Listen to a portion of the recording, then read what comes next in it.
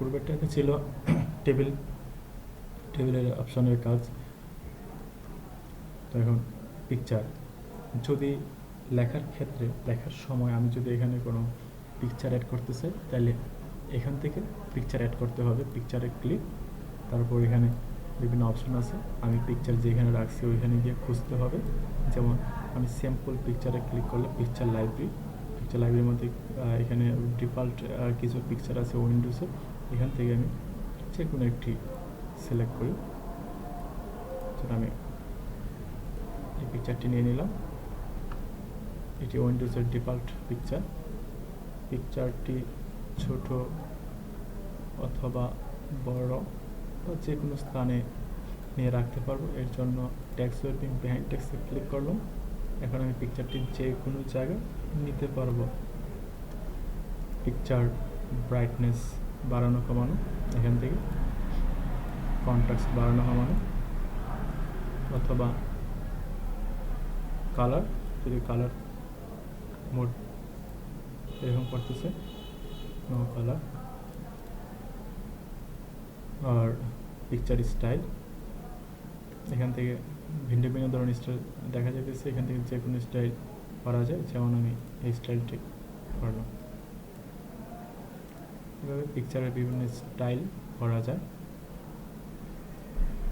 অথবা picture shape, পিকচারকে এই ধরনেরও করতে পারবো। যেমন এটি নিয়ে নিলাম, এই ধরনের ভিন্ন ভিন্ন স্টাইল আছে। অথবা পিকচার বর্ডার বা বর্ডার হোয়াইট, বর্ডার ড্যাশ বা বর্ডার কালার দিয়ে দিলাম, অথবা no colour, no outline, line উঠিয়ে দিলাম। পিকচার ইফেক্ট, এখানে অনেক ধরনের ইফেক্ট দেওয়া আছে। এখান থেকে এর মধ্যে আমি যে কোনো একটা ইফেক্ট দেখে দিই। শ্যাডোটা নিয়ে দিই, পিকচারে শ্যাডো দিয়ে দিলাম, ছায়ার মতো দেখাইতেছে। তারপর যেটা আছে পজিশন, ডিফল্ট পজিশন, পিকচারটি আমি কোন স্থানে রাখবো এটা প্রয়োজন নেই। আমি আমার ইচ্ছা মতো যেখানে রাখতে পারবো এবং ছোট বড় করতে পারবো। Bring to front, send to back বলতে যদি অনেকগুলো পিকচার থাকে, যেমন আমি আরেকটি পিকচার নিয়ে আসি।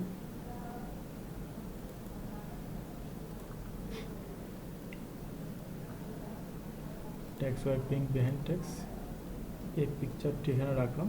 এখন আমার এই পিকচারটি উপরে আনার প্রয়োজন, এইভাবে থাকবে দুটো পিকচার, কিন্তু আমার এটা উপরে আনা লাগবে। তাহলে ব্রিং টু ফ্রন্ট, এটার কাজ হচ্ছে পিকচার উপরে আনা, ব্রিং টু ফ্রন্ট। যদি কোনো কারণে আমি এটা আবার নিচে নিতে চাই, এটাকে উপরে রাখতে চাই, তাহলে এই পিকচারকে সিলেক্ট, তারপর সেন্ড টু ব্যাক, নিচে নেওয়া বা উপরে আনা। এ হলো দুইটি কাজ। আর টেক্সট ওয়ার্পিং বিহাইন্ডের বিভিন্ন অপশন বিহাইন্ড টেক্সটে আমরা ইউজ করবো বেশি। তারপর এলিং লেফট রাইট সেন্টার, এটার কাজ আমি পরবর্তীতে অন্য আরেকটি ভিডিওতে দেখাবো।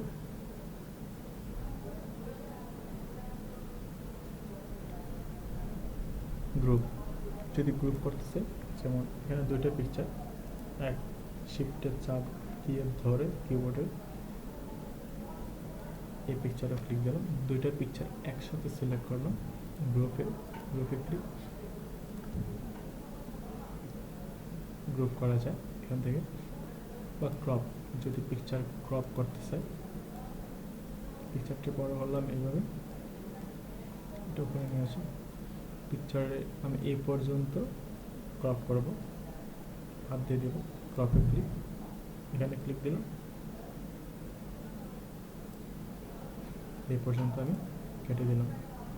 বা যে কোনো সাইট, ক্রপে কাজ শেষ, এবার নিয়ে নিলাম। এভাবে ক্রপ করা, এ হলো পিকচারের কাজ। পর্যন্ত ক্লিপ আর্ট আর্টিস্ট করা পিকচার যদি আনতে চাই, ক্লিপ আর্টে ক্লিক, ডটে ক্লিক, এটা আসতেছে না, এখানে কিছু আর্ট করা পিকচার নেওয়া যায়।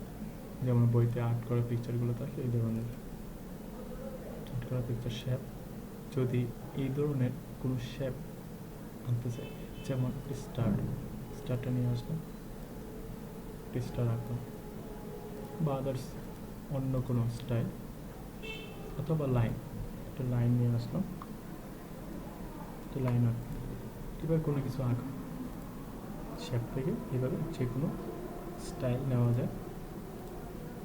যদি আমি এই ধরনের একটা কিছু এখানে আঁকার পর চেঞ্জ করতে পারবো, অথবা এখানে ডিফল্ট এই ধরনের কালার অপশন দেওয়া আছে, এখান থেকে যে কোনো কালার চয়েস করতে পারবো, অথবা ফিল কালার আমি এখান থেকে নিতে পারবো, অথবা লাইন কালার এখান থেকে দিতে পারবো, অথবা শেপ পরিবর্তন করতে পারবো এখান থেকে।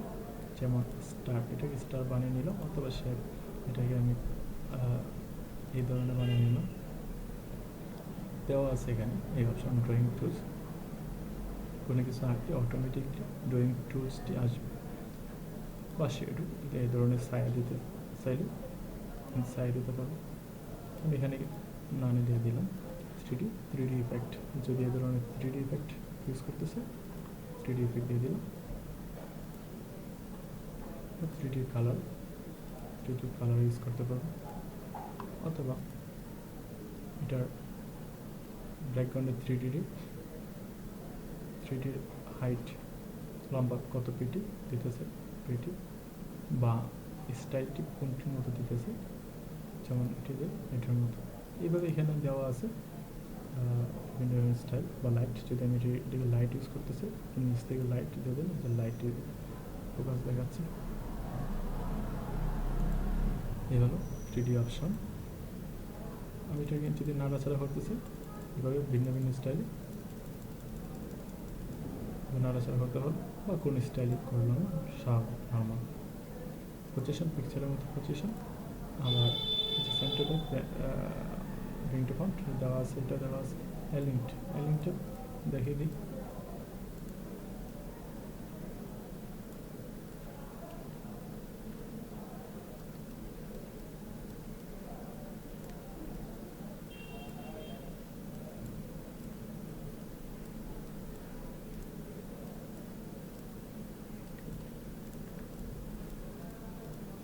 সবগুলো সিলেক্ট করলাম, এলিংয়ে গেলাম, এলিং লেফট বাম দিক সমান করলাম, অথবা এলিং রাইট ডান দিক সমান করলাম, অথবা মিডল সেন্টার সমান হলাম। এইভাবে কোনো কিছু আঁকার পরে এভাবে সমান করা। এবং আমি যদি এগুলোর মধ্যখানে যে গ্যাপগুলো, যে গ্যাপ এটা একদম কম, এটাতে কম, এটাতে একটু বেশি, এটাতে খুব বেশি, এই গ্যাপগুলো যদি আমি একই সমান করতে চাই, এখানে গিয়ে ডিস্ট্রিবিউট ভার্টিক্যাল, প্রত্যেকটি গ্যাপ এক সমান দেওয়া আছে এখন। তারপর সে গ্রুপ, যদি গ্রুপ করতেছে, যে গ্রুপ করলাম, সবগুলো মিলে একটা গ্রুপে নিয়ে নিলাম, সবগুলো একসাথে নাড়াচাড়া করা সম্ভব। আবার গ্রুপিং আনগ্রুপ করা সম্ভব। এটাকে যদি আমি ঘুরে নিতেছি, রোটেট 90 ডিগ্রি নিয়ে নিলাম, এভাবে ঘোরানো যায়। এই হলো পিকচার এবং শেপ। স্মার্ট আর্ট এই ধরনের কিছু আঁকতে গেলে, যেমন আমি এখান থেকে বিভিন্ন ধরনের আছে, অনেক ধরনের স্মার্ট আর্ট আছে, নাহলে সবগুলো দেওয়া আছে। এখান থেকে আমি যে কোনো একটি স্মার্ট আর্ট নিয়ে নিলাম, এক্সাম্পল এটা নিয়ে নিলাম। ওকে, এখানে আমি পিকচার অ্যাড করতে পারবো। এখান থেকে যেমন একটা পিকচার নিয়ে নিলাম, আর এখানে ট্যাক্স 2020 দিয়ে দিলাম।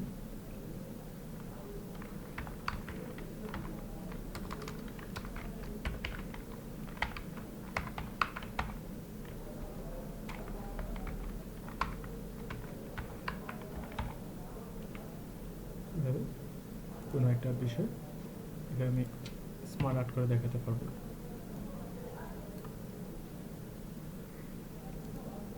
হলো স্মার্ট আর্ট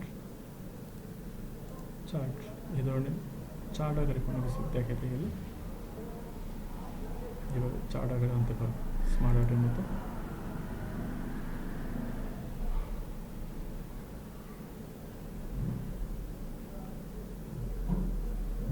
যেমন আমি একটি চার্ট তৈরি করি,